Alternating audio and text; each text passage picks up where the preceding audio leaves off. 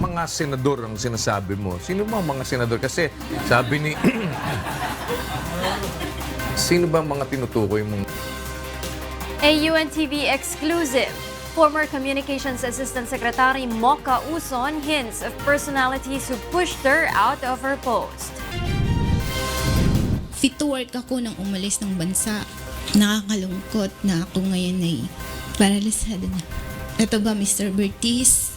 Ito ba ang sinasabi mong representative ka ng mga OFW sa Kongreso?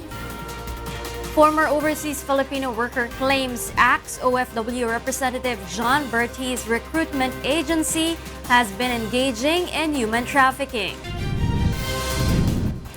And universities and colleges deny involvement in the alleged Red October plot.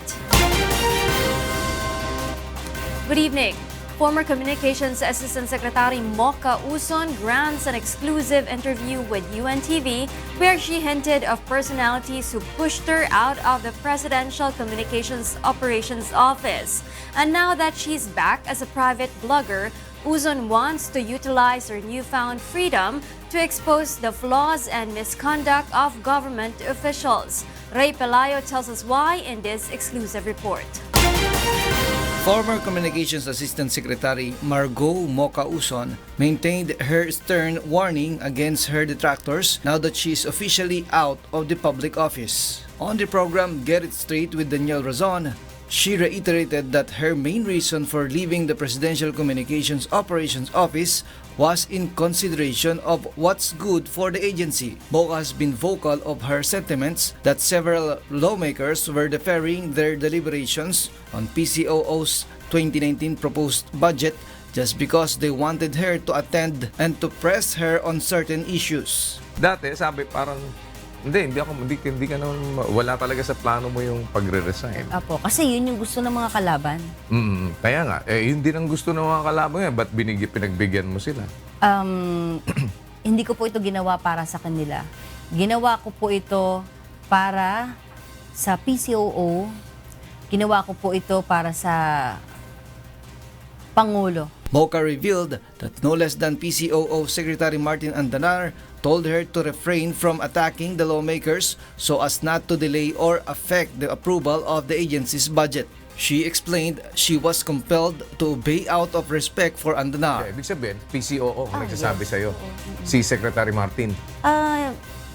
Yes. Na sinasabihan ka ni Secretary Martin, course. wag mong bibirahin yung mga Yes, syempre naman, at nirespeto ko naman siya. Kasi talagang tinatawagan siya ng mga senador na patanggal mo yung video na yan. Kung hindi, gagawin namin lahat para hindi labas ang budget nyo. When pressed for more information, Uson hinted on the identity of one lawmaker who was among those allegedly pressuring Andanar. Mga senador ang sinasabi mo. Sino bang mga senador? Kasi sabi ni... Sino ba mga tinutukoy mong mga Di ba nag-guess mo yung hindi niya alam kung ano yung rebellion tsaka invasion? Oh, sino yun? pero ang sabi niya... Natuloy nga senador, mga te. So, si Senator Risa Ontiveros yun. Sabi, ikaw nagsabi niyan, kuya. Hindi, dahil siya yung nag-guess ko na nag-usap kami tungkol doon. The former Assistant Secretary also hinted that 9 officials from the PCOO and 1 from the Philippine Information Agency were among those trooping to oust her. Uson also said that an interview with the tribe leaders in Mindanao calling for protection against the CPP-NPA drew the ire of some left-leaning groups. Doon kami nakatira talaga sa bundok. Nakita namin yung patay. Nalaman namin sino ang nagpatay. Witness ang karamihan ng barangay at saka sityos na ang nagpatay si PPNP. Now that she's back as a private blogger, Uson said she wants to utilize her newfound freedom to expose the flaws and irregularities of government officials attacking her and the administration of President Rodrigo Duterte. She also challenged Hontiveros to answer the controversies being thrown at her and prove that her reputation is beyond reproach. Sabi niya ngayon, too little too late daw yung ginawa. What is your reaction on that? Parang the damage has been done, parang Talaga. too little too late yung pagre-resign mo. opinion niya yon. Ang akin lang ay sagutin niya itong anomalya sa 1.7 billion PhilHealth funds. Sagutin niya itong kaso laban sa kanya patungkol sa wiretapping at kidnapping. Yan ang mas malala. Despite her ordeal, the former official vowed to continue on with her service to the public even as a private citizen. She cited the assurance from Special Assistant to the President Bongo that he will help her establish a bridge between the overseas Filipino workers and the President. When asked if she has plans to run for the 2019 senatorial election, Uson said she remains undecided, but in case she runs, she will advocate on providing employment to ordinary Filipinos and the plight of our compatriots abroad. Ray Pelayo, UNTV, News and Rescue, Quezon City. A former Filipino worker in Saudi Arabia files a complaint against ACTS-OFW Partylist Representative John Bertiz before the House Committee on Ethics. Let's find out why from Grace Cousin. Sheila Mabunga, a former overseas Filipino worker in Saudi Arabia, accuses ACTS-OFW Partylist Representative John Bertiz of disrespecting Filipino workers and for having a conflict of interest in the complaint she filed before the House Committee on Ethics and Privileges. Mabunga also accuses Global Asia Alliance Consultants Incorporated, the recruitment agency formerly run by Bertiz, as a human trafficker for deploying her in 2014 to a different employer than the one indicated in her contract. She says she was deployed as household worker and not as a cook, which she claims she applied for. Mabunga says she was abused by her employer, leaving her paralyzed in her left arm until she decided to go home in August 2015 with the help of a non-government organization. She claims to have asked Bertiz for help, who persuaded her to return to work instead. Bertiz was not a congressman yet when this incident occurred. Fit to work ako nang umalis ng bansa. Nakakalungkot na ako ngayon ay paralisado na. Ito ba, Mr. Bertiz? Ito ba ang sinasabi mong representative ka ng mga OFW sa Kongreso? In a statement, the Chief of Staff of Bertiz said the case of Mabunga was already settled. The congressman also divested his shares in the recruitment agency when she became a lawmaker in 2016. Bertiz camp also believes that the complainant should file an appropriate case in court and that this is just a part of a coordinated demolition against him. The complaint, however, is defective as it was not notarized according to the Ethics Committee Secretary. Hindi to sir ang complaint. The Ethics Committee has begun its investigation on the complaint filed by Congressman Bertiz himself regarding the viral incident at the Ninoy Aquino International Airport. Grace Cousin, UNTV News and Rescue, House of Representatives. Some universities in Metro Manila rejects the claim of the Armed Forces of the Philippines linking them to the alleged Red October plot. Meanwhile, various student groups are set to hold a Black Friday protest to condemn the leadership of President Rodrigo Duterte, which they claim is similar during the time of martial law. Joan Nano tells us why. A text message released by the Armed Forces of the Philippines, it listed down the name of universities in Metro Manila allegedly conniving with the CPP-NPA in relation to the Red October plot. Among these universities are the University of the Philippines Diliman and Manila campuses, PUP Santa Mesa, Ateneo de Manila University, La Salle University, University of Santo Tomas, Adamson, University of the East Caloocan and Recto, Emilio Aguinaldo College, Iris Eulogio Amang Rodriguez, San Beda, Lyceum, University of Caloocan, University of Manila, Philippine Normal University, and Far Eastern University. But some of these universities strongly deny the accusation of the AFP. In a statement released by the University of Makati, the school administration said they do not have any information that their students are communicating with the CPP-NPA in contrary to the claim of the AFP. The University of Santo Tomas also condemns the statement of the military linking their school to the alleged Red October plot. In a statement published in Varsitarian, the official publication of the UST, the university questioned the credibility of the AFP's intelligence report and argues that they are being accused since they are a Catholic school. The Catholic sector is one of the known critics of President Rodrigo Duterte. De La Salle President and former Education Secretary Armin Luistro also questioned the disclosure done by the AFP. For Luistro, the list of these universities should not have been publicized, but instead, the military should verify the report first to the school administration. Kung talagang gusto nilang solusyonan yan, kausapin muna nila yung mga institusyon, di ba? At kanilang i-validate yung kanilang so-called intelligence report, di ba? So, kumbaga, kung may intelligence report ka, kung ilalabas mo yan, di lalo ka lang nananakot ng tao. Meanwhile, various student groups from different universities linked to the alleged destabilization plot are set to conduct a Black Friday protest tomorrow. Para i-condemn, singilin si President Duterte sa ini-instill niyang culture of impunity, atmosphere of fear, at patuloy na pag-attack sa ating mga karapatan, lalong-lalo na sa iba't ibang mga usapin. The students are also planning to hold a national day of walkout on October 12 to show that youth are against what they call an authoritarian leadership of President Duterte. Meanwhile, Malacanang ensures that maximum tolerance will be applied on students activists who will air their sentiments against the government, especially in universities and colleges, reported by the Armed Forces of the Philippines to be infiltrated by the recruitment of the new People's Army. Malacanang also believes that the school administrations do not support these alleged initiatives. The Duterte administration also defends the AFP in making such intelligence information public. Let's face it, they are recruiting. It's not a cause of worry, it's just a statement of fact, but we have no doubts that none of the schools are openly supportive of such initiatives. Presidente nga po, napakataas ang tolerance sa freedom of expression. The one thing we have to give credit to the President, no? He's not bothered. Ang ayaw lang niya yung mga dayuhan ang magkikriticize sa kanya. Yun, nagagalit siya. Joanano, UNTV News and Rescue, Quezon City.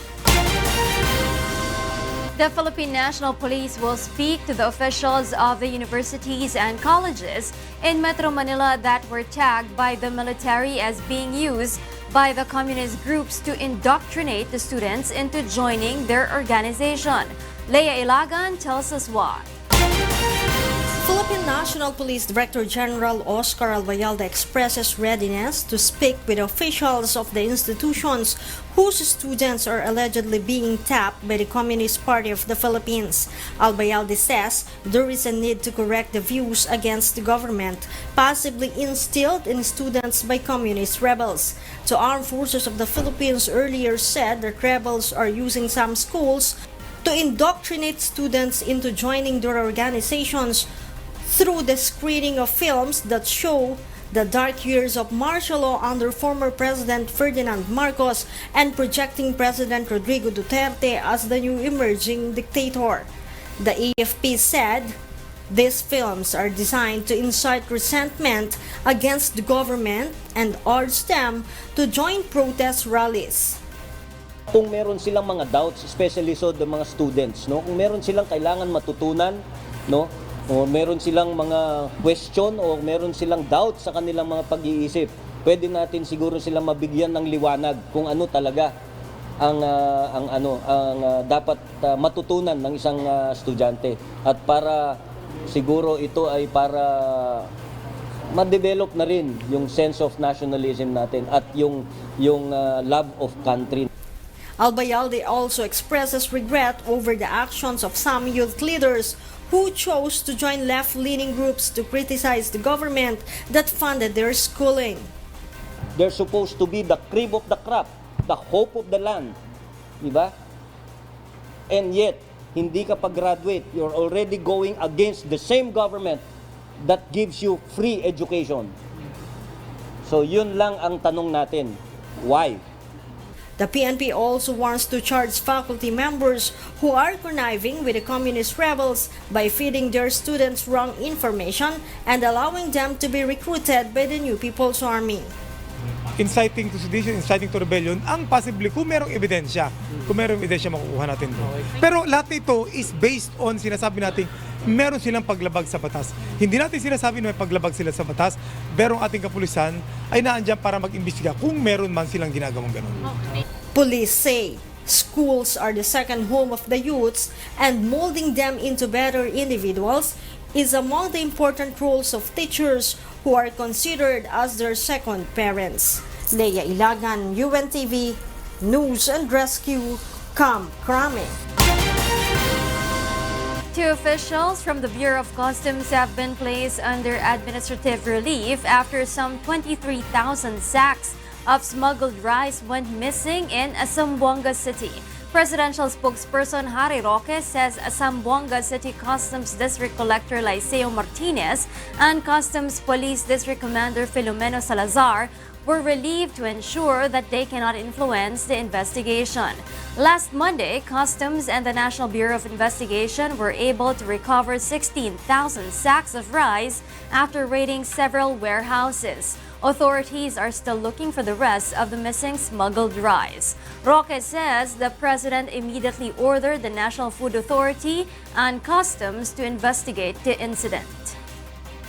Nagalit po talaga ang presidente because how do you lose 23,000 sacks, no? I mean, it's incredible, no? Obviously, it cannot be done in a clandestine manner. Nakita ng lahat ng linalabas itong mga nahuling bigas at incredible. At kagalit-galit naman talaga na napupuslit ang ganitong karaming bigas na nahuli na ng gobyerno na being smuggled. A huge group of spectators travels to an English cherry tree manor in Hamilton, New Zealand as it opens its second year. Let's find out why from Elsie Marcos.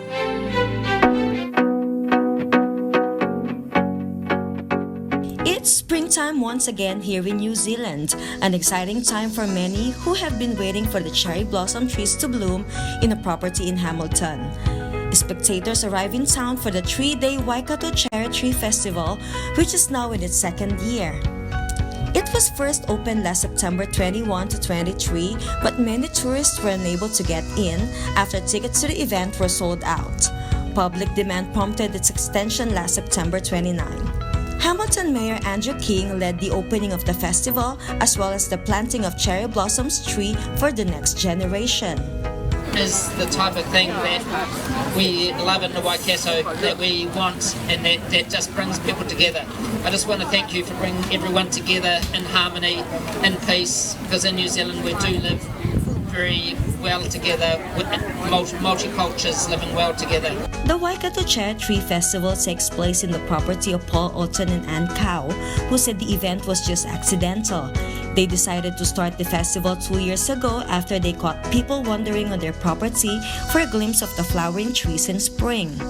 And then what we noticed was that people started taking photographs of the place, and then people would start walking onto the drive, and then further and further onto the drive. And in fact, one day we saw a bride and a groom with a professional photographer. This year we've got more people, but also we've sold out again this year, and we've got 5,000 this year. We want to share this beautiful place with people. That's why we organized this Cherry Tree Festival. Several Filipinos were among those who traveled to Hamilton to enjoy the canopy of cherry blossoms for a day. Actually, mga 1-hour drive lang. Kaya sulit na sulit ito sa mga pamilya. Sakto bakasyon ko dito. Nataon na cherry blossom season. The Waikato Cherry Tree Festival next year is expected to draw more people who want to snap a photo of the fleeting beauty of the 50 flowering cherry trees. Elsie Marcos, UNTV News and Rescue, New Zealand. Up next on Y News. Hindi na kami nagluluto. Bili na lang kami ng isang order na ulam tapos sabaw. An average family shares their way of making ends meet to mitigate effects of inflation.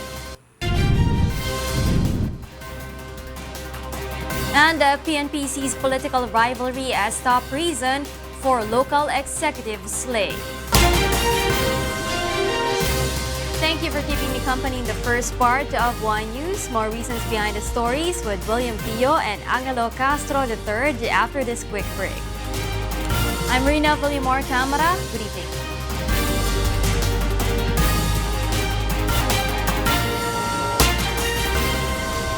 Welcome back to Y News. We pick up to where Rheena Villamor-Camara left off. I am Thio, and here are the headlines. He just took the day off. And you can check the schedule. Malacanang denies speculations that President Rodrigo Duterte was hospitalized after he failed to attend a scheduled event at the Malacanang on Wednesday.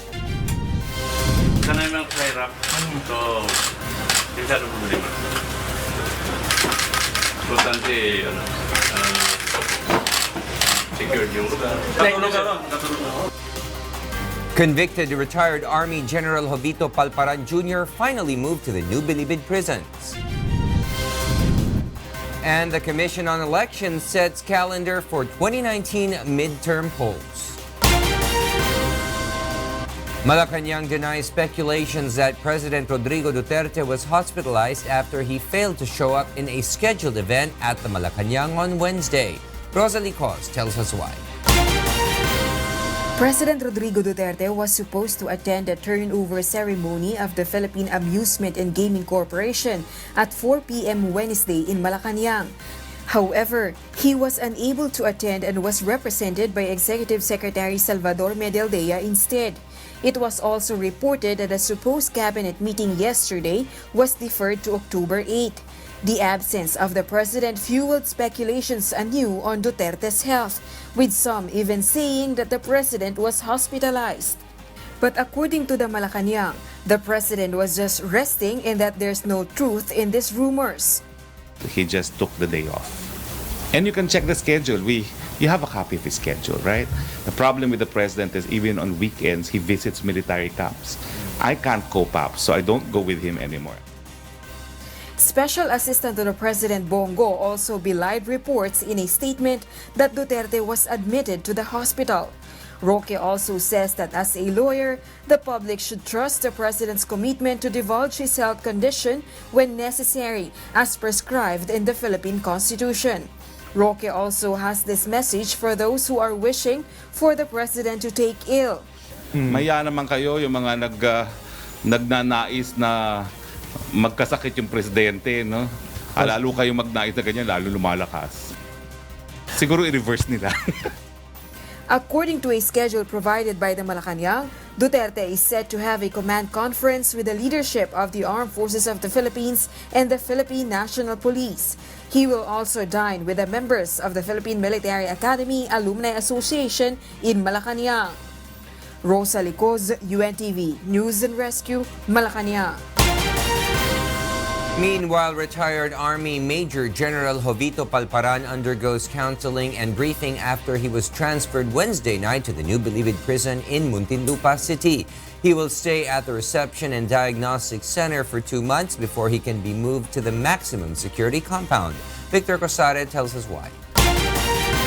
Retired Major General Jovito Palparan has been turned over to the new Bilibid prisons from his detention cell at Fort Bonifacio in Taguig City. The transfer took place after the Malolos City Regional Trial Court Branch 15 turned down Palparan's plea not to be moved to Bilibid. He was first placed in the Reception and Diagnostic Center to undergo counseling and briefing for 2 months before he will be moved to the maximum security compound. Bureau of Corrections Chief Ronald De La Rosa explains this is to assess the kind of rehabilitation program that Palparan will undergo. The first 5 days, i-quarantine siya. Quarantine, kakaroon siya ng physical, psychological check-up and counseling, kunting counseling, plus briefing on the prison rules and regulations. I-assess siya kung anong rehabilitation program or anong reformation program na ma-undergo niya. Palparan will share a detention cell with 44 other inmates, including his former officers, Colonel Felipe Anotado and Master Sergeant Eduardo Osorio, who were also transferred to the state prison. BuCor Chief De La Rosa assures no special treatment will be given to Palparan and his convicted officers. Promise, walang BIP treatment. Wala, normal lang siya doon, yung ordinaryo na inmate. Kung kailangan niya matulog sa karton siya matulog. The UNTV News and Rescue found Palparan at the center eating a chicken stew for lunch. He shares he was able to take a rest when asked about how he spent the night in his new detention area. Buti naman, ito, nabigla, pero okay naman yung mga kasama dito. Isa na yung mga kahirap, so hindi masyadong problema. Importante, secured yung lugar. Katulog. Palparan also reiterated his call for Malolos RTC Judge Tamayo to undergo a lifestyle check whom he accuses of being a crook. Dapat nga yung judge na yan, patanggalan muna ni Chief Justice. Kurap ito eh. Judge Tamayo sentenced Palparan to spend 40 years in jail after he was convicted for the kidnapping and illegal detention of University of the Philippines students Sherlyn Cadapan and Karen Empeño in 2006. Victor Cosare, UNTV News and Rescue, Philippines. The Philippine National Police reports that based on records, politics is the main reason behind most of the killings that involved local officials. Leia Ilagan tells us why. The number of local chief executives who were killed under the Duterte administration has reached 18. Data from the Philippine National Police show that from July 2016 to October 2018, 12 mayors and 6 vice mayors were slain. The latest was the assassination of Sudipen, La Union Mayor Alexander Buking, who was ambushed last Monday. According to PNP spokesperson, Police Chief Superintendent Benigno Dorana Jr., 13 of these cases have already been resolved with the arrest of the perpetrators while the best remains under investigations. Meron po tayong crime solution efficiency na 61%. No? Pero na-resolve natin yung 72%, which is a very commendable performance of our investigators. Based on a report from the PNP, political rivalry is the primary motive in some killings, such as the case of 13 Martires Cavite Vice Mayor Alexander Lubigan and Sapa-Sapa Tawi-Tawi Vice Mayor Al-Rashid Muhammad Ali. Police also identified Rido or clan feud in the killing of Dato Saudi Ampatuan Vice Mayor Anwar Sindatuk and Pantar Mayor Muhammad Limbona. Business dealing that went sour in the case of General Thio Mayor Ferdinand Bote, while revenge and personal grudge played part in the death of Rojas Oriental Mindoro Mayor Jackson D. and Balete Batangas Mayor Joven Hidalgo. Police meanwhile identified parricide as the motive of the killing of Bien Unido Mayor Gisela Buniel, while no motive was established in the case of Buenavista Mayor Ronald Tirol. 3 mayors said to be linked to the narcotics trade were killed during police operations, including Alvera Leyte Mayor Rolando Espinosa and Ozame City Mayor Reynaldo Paruhinog. The remaining 5 cases are still under investigation. And with the upcoming national elections, the PNP is ramping up its effort to run after gun-for-hire groups and secure officials to prevent the spike of political killings. Kasama doon sa kanyang directive for the chiefs of police, provincial directors and regional directors to really sit down with the local chief executive sa kanilang mga lugar para po pag-usapan kung anong mga threat level ng bawat mga local chief executive, 1,000 plus or more, no, ng mga local chief executives, para mabigyan sila ng sapat na proteksyon kung sa palagay nila meron po silang bantas ng buhay. Leia Ilagan, UNTV News and Rescue, Camp Crame. In other news, the Commission on Elections will control the entry of supporters once the candidates file their certificate of candidacy for the 2019 midterm elections next week. This is to conduct a peaceful and orderly filing of COCs of candidates. Aiko Miguel will tell us why. The Commission on Elections has set their calendar for the full-blast preparation for the 2019 local and national polls. Tomorrow will be the deadline of the submission of authorized signatories of political parties. Authorized signatures serve as a controlling mechanism in determining and checking the authenticity of certificates of nomination and acceptance or CONA of parties for them not to be included in those nuisance party. In accordance with Comelec Resolution Number 18-0806, filing of certificates of candidacy will start on October 11 to 12 and October 15 to 17 at 8 in the morning to 5 in the afternoon. Comelec reminds candidates that they will not allow supporters entry inside Palacio del Gobernador for an orderly filing process and to avoid any issue. They are not allowed to let the supporters accompany the candidates when filing their COC. Supporters, I think, will be kept outside. Okay? Kasi nga nasa third floor tayo, so it'll be a little easier to control that. Hindi katulad nung nakaraan kung saan nasa ground floor lang, medyo talagang dindumog tayo. We will try to make it as orderly and as dignified as possible.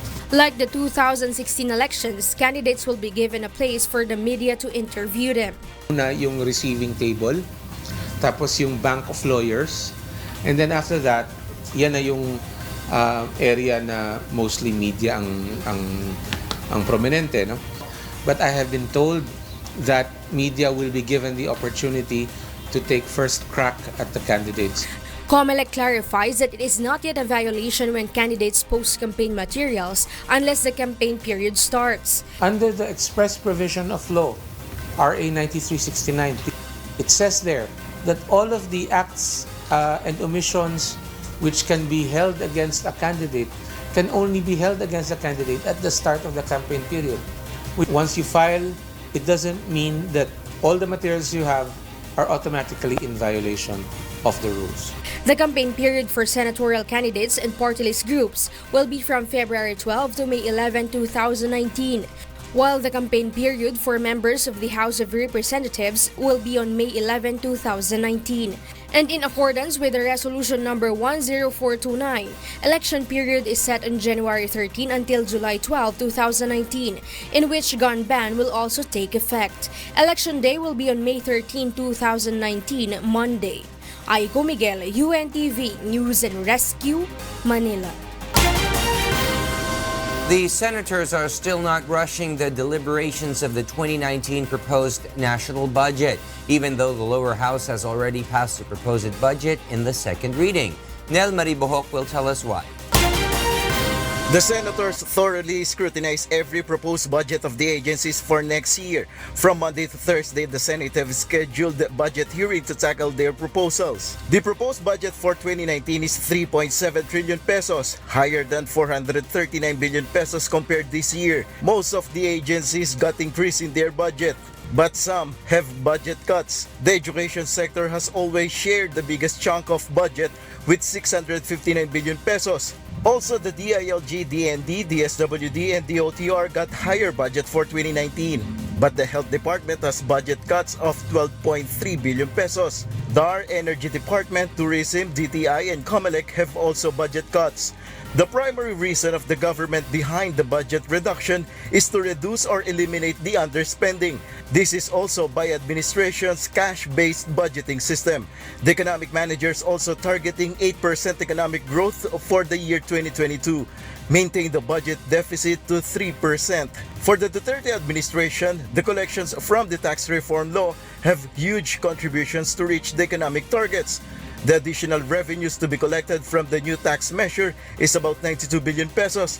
Part of the tax collections will be allotted for subsidies or cash assistance for poor families. For some consumer groups, new tax measure is not necessary. Kahit po wala yung tax reform bill, kung magtatrabaho lang ng matino ang Department of Finance sa pamamagitan ng BIR at Bureau of Customs, kaya nilang makuha yung target. But for the Tax Management Association of the Philippines, the government should study its mitigating measures, and the stoppage of the implementation of the tax reform law have possibly negative effects in the economy. Suyurin kung sino talaga yung ma-entitled din sa mga mitigating measure na yon. So I think on that part, no, yung executive parang nagkulang. Mahirap yung sasabihin lang biglang tatanggalin kasi ano yung magiging consequence nun, di ba? Kasi supposedly nga kaya nga tayo may mga infrastructure projects. It's for the common good. It is expected that before the year ends, the 2019 proposed budget will be passed into law. Eventually, the second tranche of imposition of excise tax on petroleum products will also be implemented in January 2019. Consumer groups and experts are hoping that the government will expand its assistance to poor sectors. Nel Maribohok, UNTV News and Rescue, Senate of the Philippines. Amidst the continuing spike in inflation rate in the country, let's find out how a family of four fits their living in their daily and monthly budget.